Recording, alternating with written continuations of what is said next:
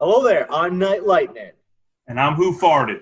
And together we are Fartknightgamers. fartknightgamers. Okay, so if you've never been to this channel before, we get into a lot of different topics, and if you don't like bad language, or if you don't like offensive content, go to somebody else's channel. And if you have little kids in the room, earmuffs. Yes. If you want to jump to a specific topic, check out the description, and the timestamps are listed there for the different topics. And all right, so WhoFartd? Let's get into it. So what we're going to just free-form discussion here is things that can improve Disney Sorcerer's Arena. So what's on your list? So I'd like to start out with the perspective I'm looking at this. So I'm looking at this that while there's a lot of flaws for Star Wars Galaxy Heroes, there's a lot of things that they did right in this format. So I'm kind of, most of my stuff are comparisons between the games of what Star Wars got right and what Disney/Glue hasn't quite gotten to yet. So to kick it off, this is currently an ability that you have out there, but it's behind a paywall. When Star Wars was free, it was the ability to sim all the Summoners challenges for that day that you've already unlocked the 3-star of. So I don't have to click into every single one and go auto, next one, auto, next one. No, it's stupid. But if you're paying your monthly subscription fee, then you get that. And I think that's a little beyond what should be included in a monthly subscription fee. That's a base functionality that you shouldn't commoditize. But that's just me. What do you think on this? Well, you know what? It's a little weird. And I only say that because are there people out there that really are paying money to save themselves seconds? I believe there are people out there who are saving themselves minutes, right? You know, if you're making $1 million a year and you're one of the whales in this game, you know, and you're paying through the nose, you have all 7-star characters, you unlocked Stitch and all these other characters like Hero were paid to, maximize right now. I could see you paying so that you click the button and you're completely done for the day. If you're bypassing a process that's going to take you 10 minutes of actual play time, and you just don't have that in your day, because in your 10 minutes, you already made like $100, all right? So there are people out there like that. I don't see them having the money, or really, how much willpower is it to say, oh yeah, like what's the price? How much would you pay on a daily or yearly basis to not just go into, say, I don't know, the potion challenge, click auto win, and then go to the next one? Because there's what, 6 challenges? Correct. Okay. So each click of a button is going in and clicking a button is like a full second. So you're saving somebody 6 seconds of time. I don't know, man. It's a little weird. It's really weird. I see it as a perk that, maybe they look at it as the cherry on top. Yeah, you can auto everything. You don't have to go in once. The other argument I could see for it is, some people may not have realized they, like on a Sunday, right, where all these challenges are available, maybe they didn't click on one, so they missed out for a day. And there was a $1 million whale who decided that he was angry and wrote Glue a letter, and he was infuriated that he didn't get all the summoner challenges. But if you go to the main screen right here, by summoner challenges, it tells you how many you've done out of how many are for the day. It's pretty obvious. It just seems completely stupid, honestly. I completely agree. And that leads to my next gripe in the same exact venue. So Star Wars Galaxy of Heroes had 4 times speed. They went from 2 times speed to 4 times speed. Great. Made the battles last so much less time. Right. But currently Glue has 3 times speed out there, but it's only available if you're paying for the monthly subscription. So Correct. also behind a paywall on something that's a base functionality. That is something that I don't think should be paywalled either. I think it slows down the game. And I don't mean like the literal slows down the game, but it slows down the forward progress of a game because people are going like, oh, these battles take 3 minutes. I want it to take 1.5, 2 minutes like Star Wars is, and I can't. So when it gets compared to Star Wars, this is one of the few things that CG has continued to do right by keeping that speed fast. And from everything I read, it's about the only thing CG has done right. Well, what's weird about it, again, you have the same kind of issue I had with the last thing, right? Your Sorcerer's Tournament battles.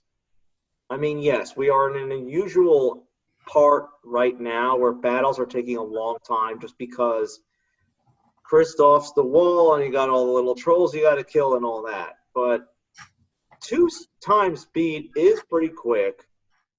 But if I'm paying, like if you look at the 3 times speed as something you are paying for, or at least a portion of the money you're giving is going to that benefit, you're only moving 50% faster. You like, you know what I'm saying? Like you're not even moving twice as fast as everybody else.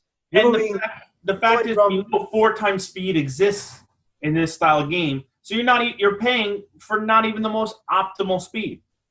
Yeah, because I mean, look, if you want to move extremely fast, right?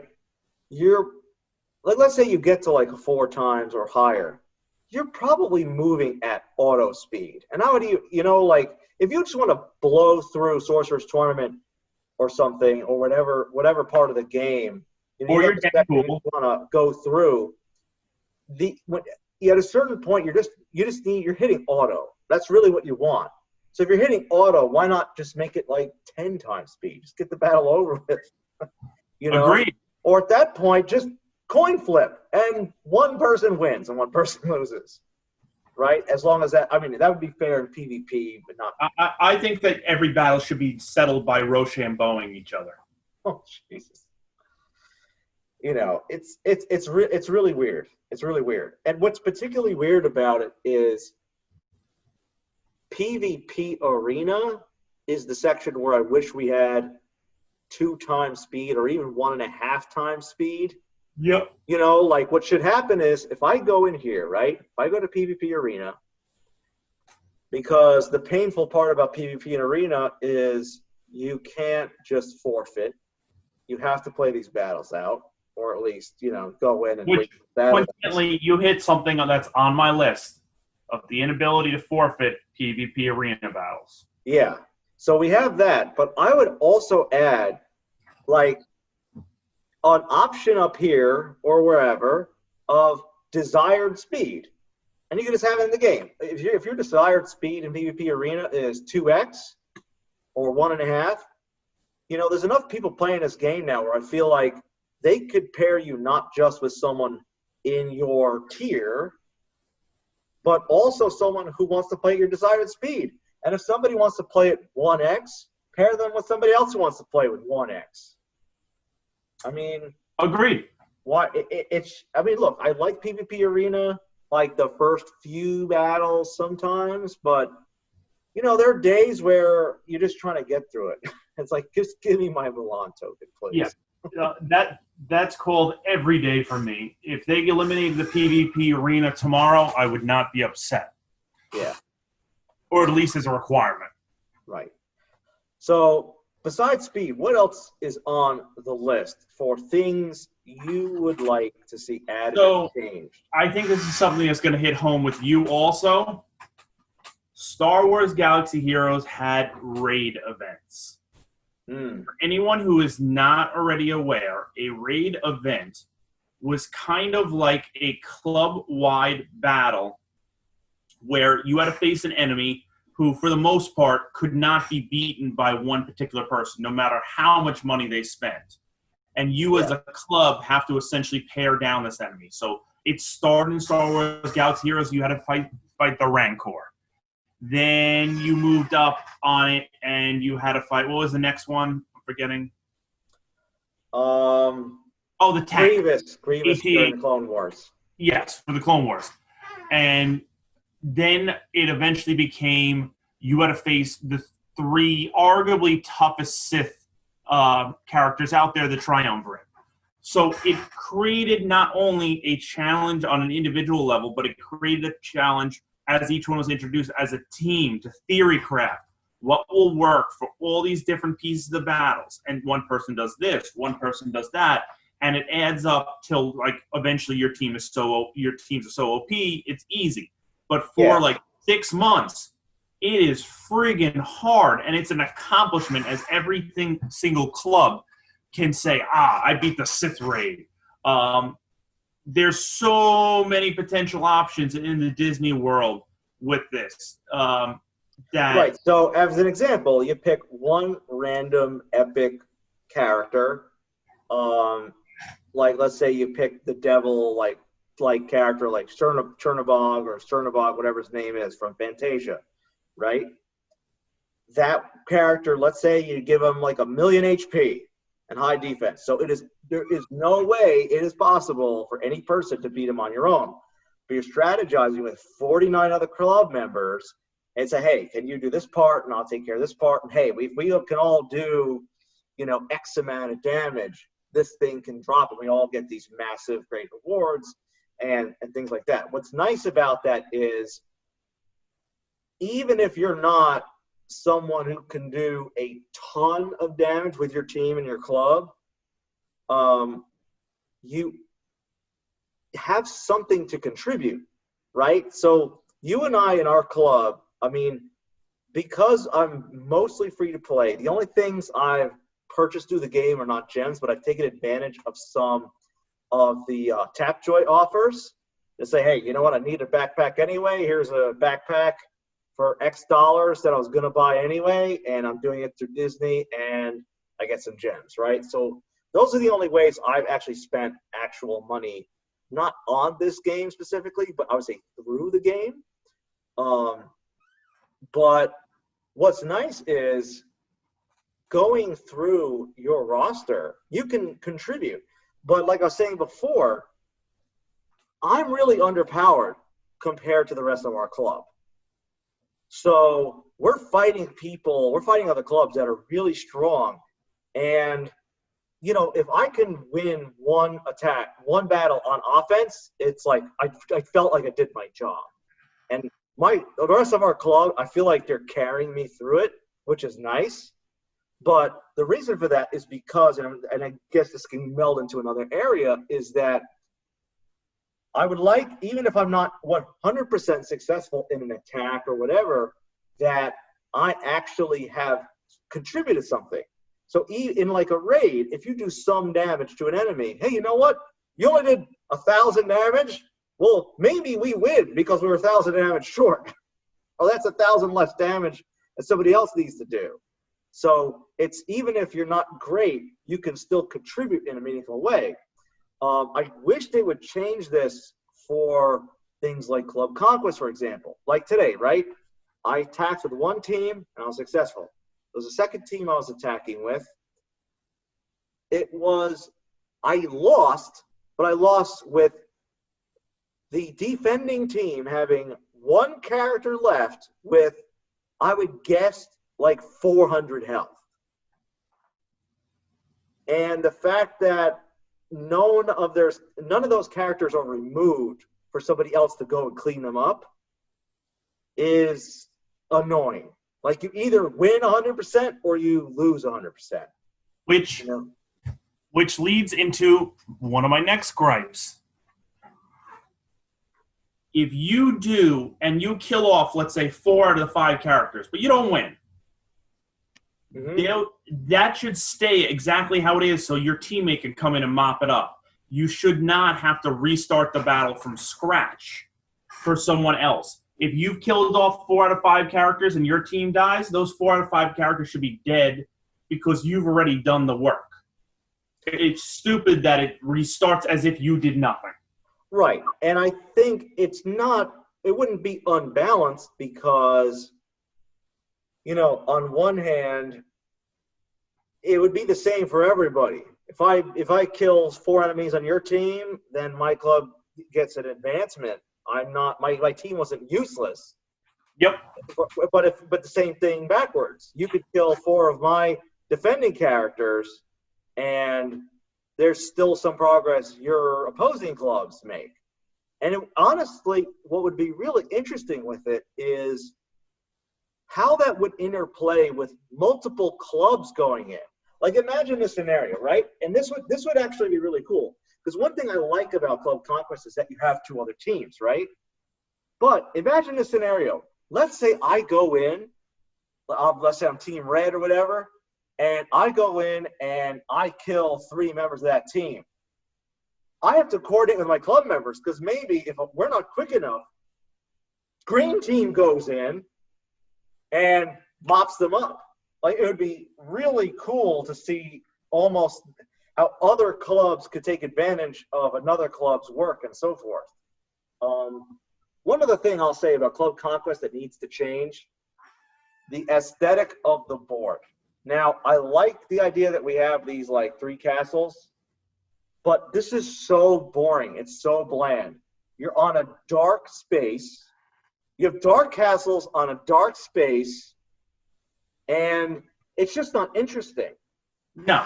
It's almost like they're like, let's save a lot of time. Let's essentially build a chess set and put a little background on it, and that'll do it. That's a great idea. Do a chess set. Make these, or like a 3-way chess set. Like, make the castles rooks and bishops and knights and pawns and things like that, and you'd feel like, I don't know, something different. It's so bland. All of it just being castles. Like, there's not enough castles in Disney. Okay. Like, and on top of it, I'd like to add in the fact that the rewards are not that good. Well, it's not. I mean, look, if you're coming in first place versus second place, there's really no difference unless you're coming in that difference over and over and over and over and over again. But how often do Club Conquest even happen? It's like once, twice a week? I haven't actually tried. I want to say it's like once every 6 or 7 days.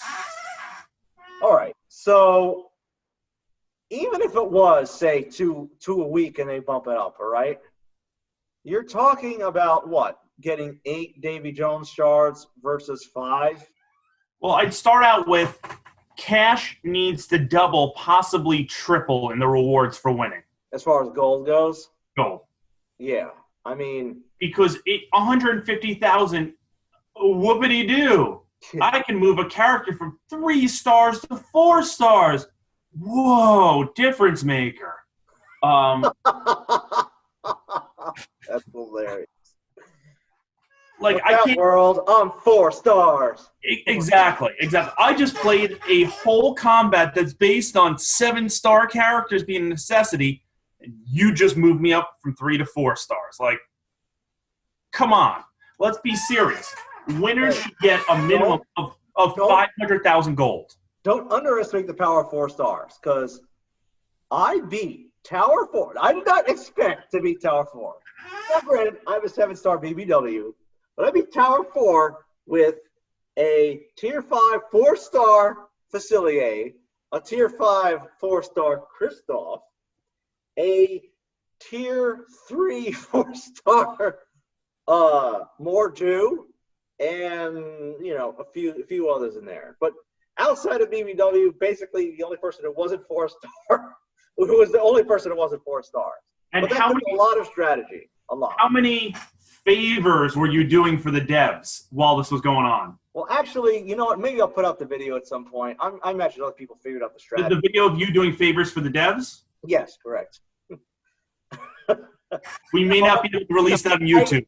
I used the key was Dr. Facilier and Pete Shadow. I kept making shadows, and Kristoff kept making trolls, and I kept using Facilier to force taunt on shadows and trolls. So, and the trick is, with Mordu, who's 4 stars, who can't take a hit or give a hit, or my Syndrome, who's also 4 stars, can't give or take a hit, you just try to keep people stunned and never try to taunt. Unless you're making a troll or your shadow do it. I had tanks that were not allowed to taunt. That's how I got through it. But, you know, if people really want to see that, they can let us know. Anyway, they want to see the favorites video first. Yeah. Let me ask you this question. What's another thing on your list? So, additionally on my list is the random shards amounts that you get for these new events. So let's take Mega Man, for example. You mean Hero, yes. Mega Man. No, I meant Mega Man, but okay. You call him Hero, that's Mega Man. Okay. Copyrights say you can't call it Mega Man, but that's Mega Man. So the fact is, his event, if you went all the way through the last tier, you only put him midway through 3-star, which is inconsistent with the other events. And on top of it, I go back to my previous statement about the cash and whoopity-doo 3 to 4 stars. I actually look forward to the 3 to 4 stars compared to just the mid 3 stars. So it's just, it breaks the cadence. They're like a little concerned, but at least give me to 4 stars. That's kind of like going to the bar and be like, we're going to give you a free beer, and it's only 3/4 the way drank. Oh, jeez. Terrible.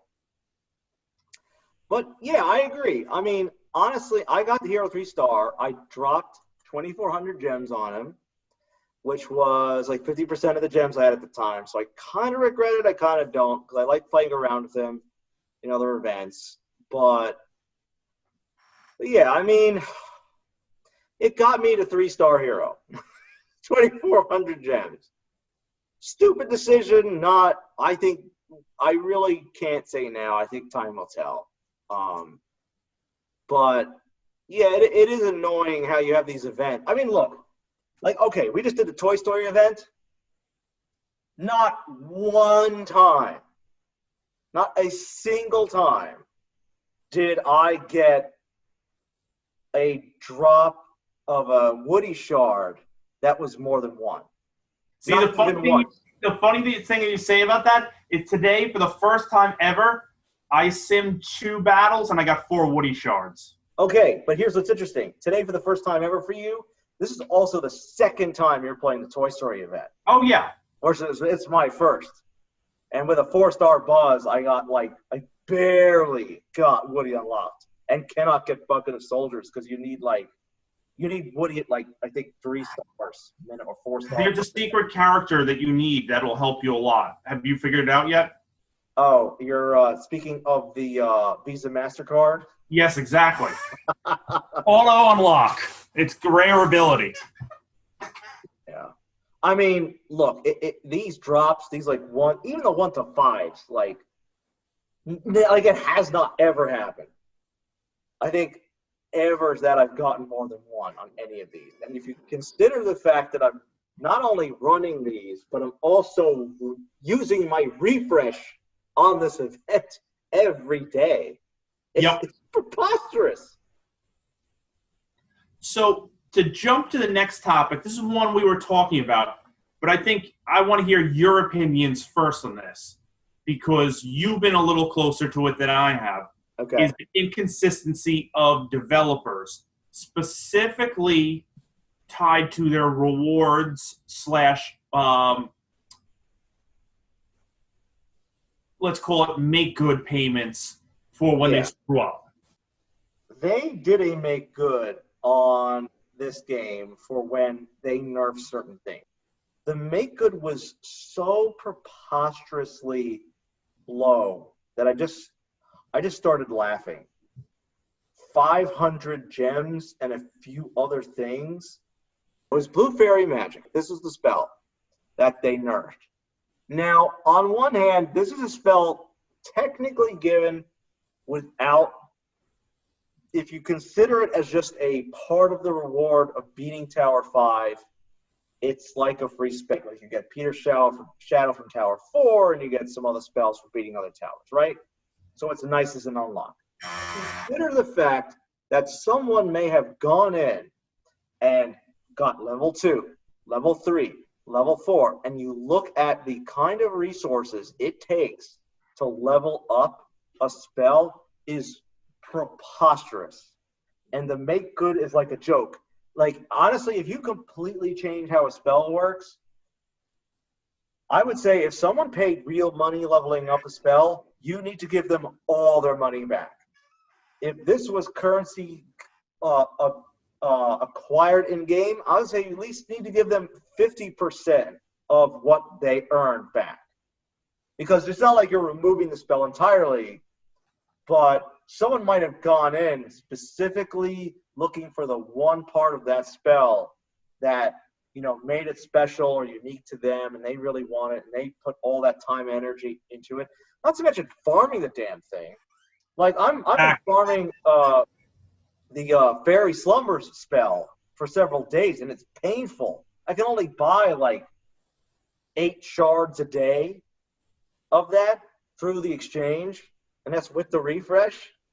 It's like, it's rough. So there's actually real world time involved too, even when you have the currency. I have over 150,000 Tower Exchange currency, and it's taking me like a week to get the baseline level of Fairy Slumber.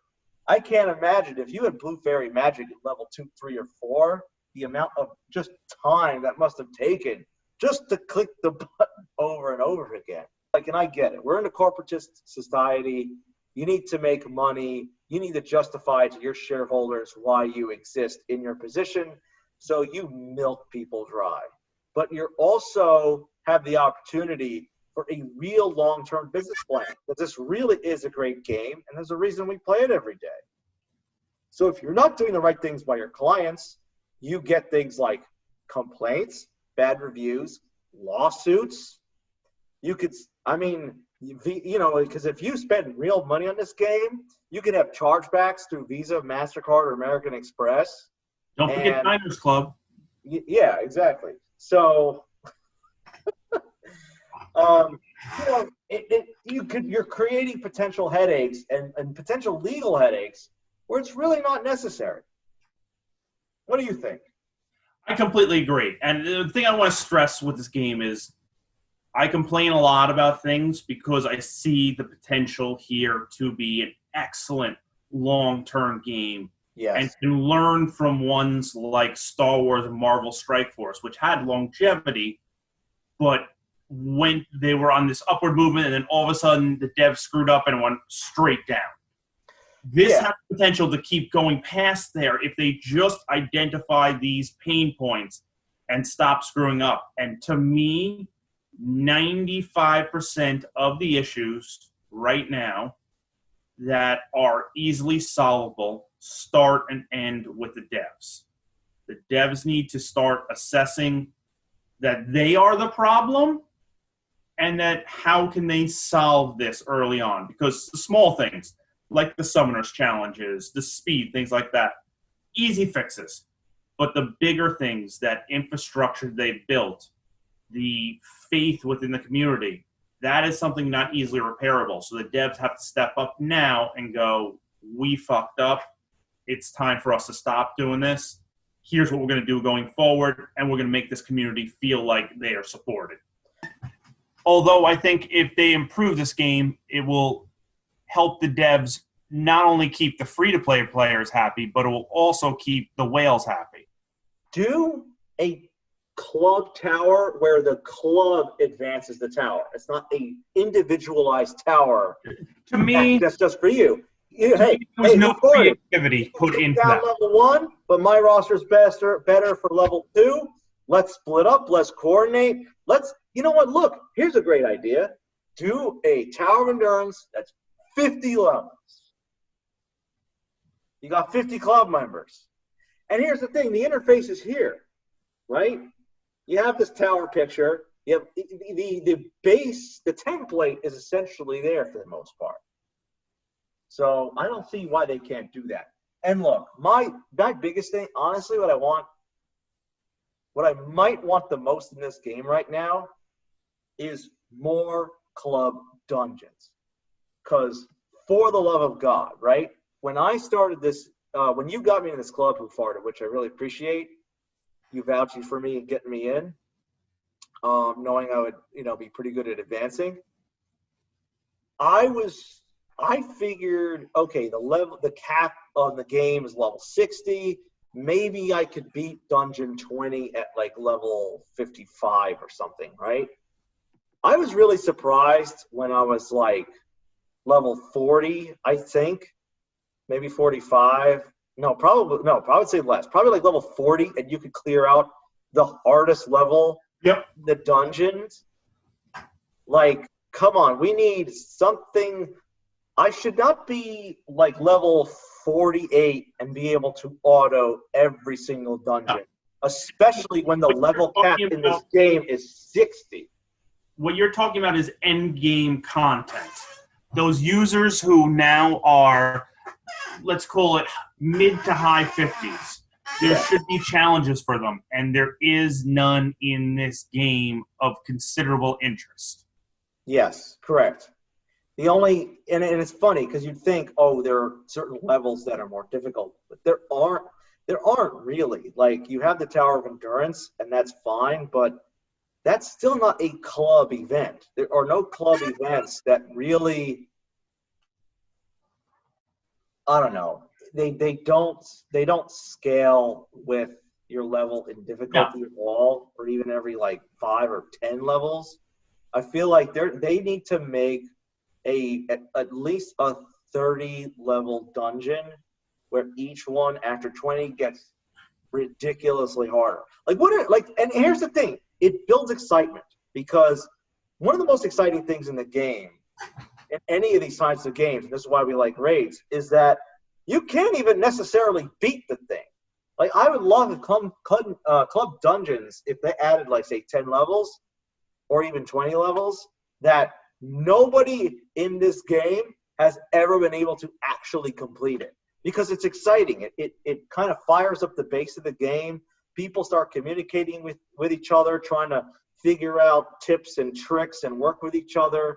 It becomes a huge community involvement when we're all there to solve a puzzle together. And at the moment, there's no real puzzle to solve for Disney Sorcerer's Arena. It's just get your character stronger. That's it. There's no big puzzle that we can all work on as a community to figure out and work on right now.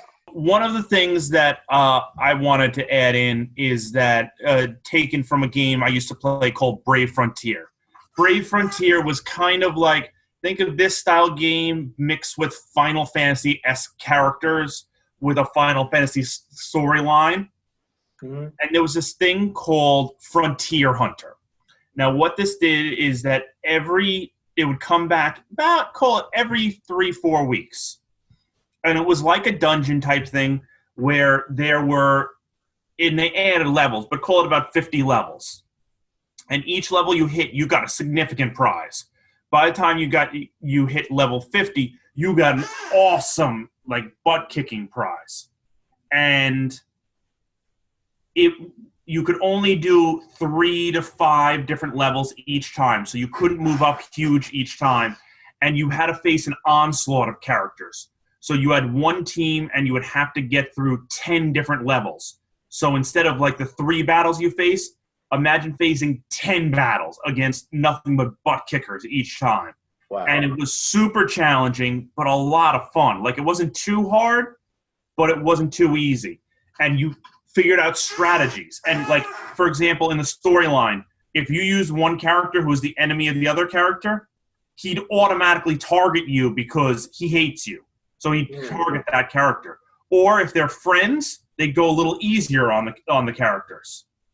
So it was cool interactions that worked on multiple levels. That's fascinating. So yeah, I mean, I'm hopeful that at least some of these changes get implemented. As far as changes go, you have anything else to add at all? No, that covers all my big things. Okay. All right.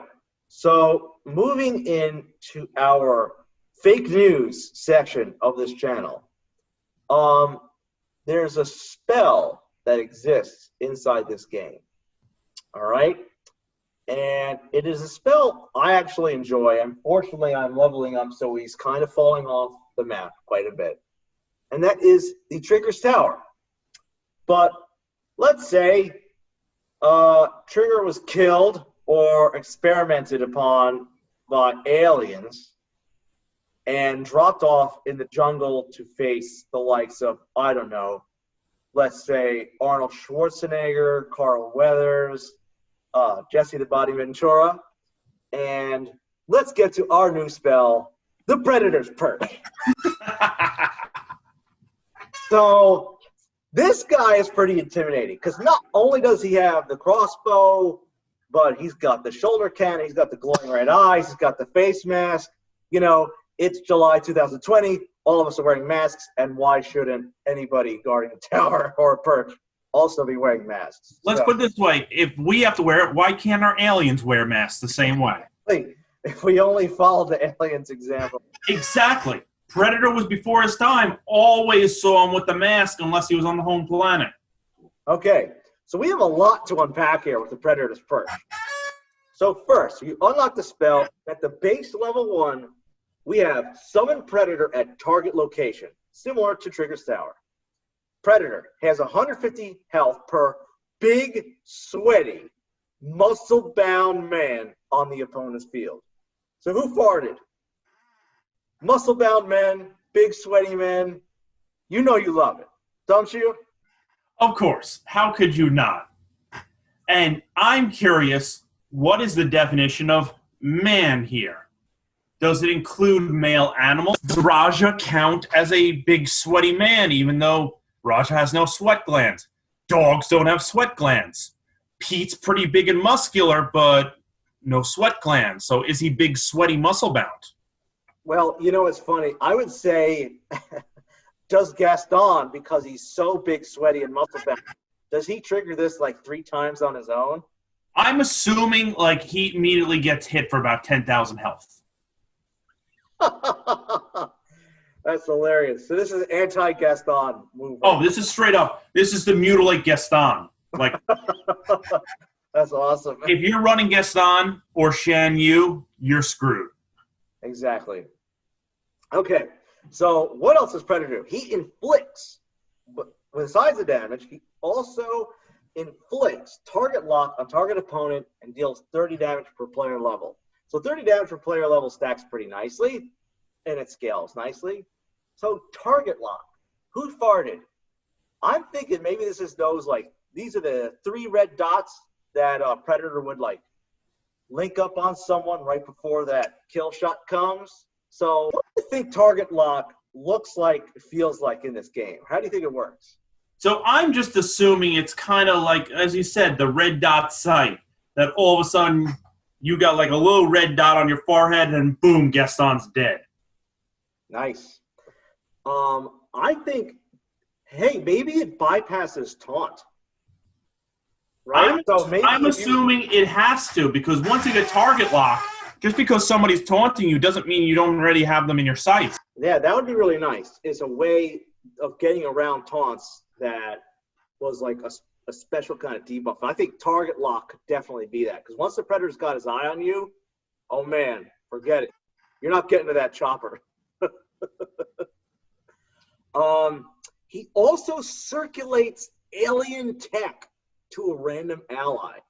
So what do you think about alien tech? What could this be? What could this look like? So I think what this ability does is it passes the Predator armor onto the character next to them. So Jasmine's next to Predator, all of a sudden she becomes Predator Jasmine, and she's summoning Raja while firing that shoulder cannon. And then all of a sudden you can have a team of Predators. That would be really cool. And maybe they pick up the target lock ability. You can kind of circulate it around the team. Definitely could see that. That's awesome. Here's another thought. Predator goes invisible. He has that camouflage. Yes. So that could be another part of the alien tech where it would actually be a really cool balance, right? So you're target locking a character to get around somebody else's taunt, but at the same time, you circulate alien tech to maybe give them that stealth ability that, like, let's say, Randy Boggs has. I was going to say, Scar also has, too. Yeah, so that could be really cool. All right, at level 2, we have the upgrade of this ability called If It Bleeds, We Can Kill It. What do you think this is? Because I have a guess. So I'm assuming that this is additional damage that is done after the first time it attacks. So once you cut them open a little bit, all of a sudden now it's got the scent and it's coming after you. So I'm assuming that 150 damage adds in a continual damage after that of like another 100 per character. Interesting. I like that. It's like additional damage. You know, something else it could be is that it's kind of going off the target lock ability where maybe someone, let's say somebody's camouflage, right? They're under stealth, but if they have less than 100% health, or if Predator's perch happens to do damage to them, they can't be stealthed anymore because, you know, you're following that blood trail. Yes. You can't really camo anymore, right? So that would be interesting. At level 3, we have the infamous shoulder cannon. Now this move, the Predator packs a punch. And it's cool. So we assume up to this point he's using the crossbow. Now we unload the Predator shoulder cannon. I believe it's a plasma cannon. So I'm thinking this hits not just that target, but maybe it does like adjacent damage. It's just like a big explosion. So WhoFartd? You want to go over the last and final upgrade of the Predator's perch? One ugly mother beep. You are one ugly motherfucker. It is possibly the truest statement out of Arnold's mouth ever. Yeah, I almost wish we had Littlefinger on this right now because he has the best Predator imitation ever seen, where he like takes off the helmet and he's like goes crazy. I don't know, like maybe he takes off his helmet and inflicts fear. Like, do you remember Mortal Kombat 3 Cabal, who wears that helmet or that mask? And he had a fatality where he takes off the mask and he's so ugly he just screams, and the person is just like scared to death because or explodes because it's so awful. This could also be a suicide move too. Remember, he gets defaced at the end of Predator. Yep. That like ticking time bomb countdown. Yep. So maybe he gets down to 0 health, but he explodes and does like, you know, some minor damage to everybody on the field. Or heck, maybe he does like medium damage to everybody in the front row, but the back row is too far away. And what would be interesting is if it did so much damage it actually hurt the allies. So it'd be like risky spell, which can be fun too. That's interesting. All right, so that is the Predator's perch. So WhoFartd? You got anything else you want to say? No, I think we said it all. We cover what we don't like about this game. We cover what we want to see to happen. And we've introduced possibly the most awesome spell ever created in the Disney universe. I completely agree. Okay, well, everyone, if you like this video, please like and subscribe. Give us a comment or two. We'd love to read, and we do try to respond to everyone's comments. So thank you, and good night.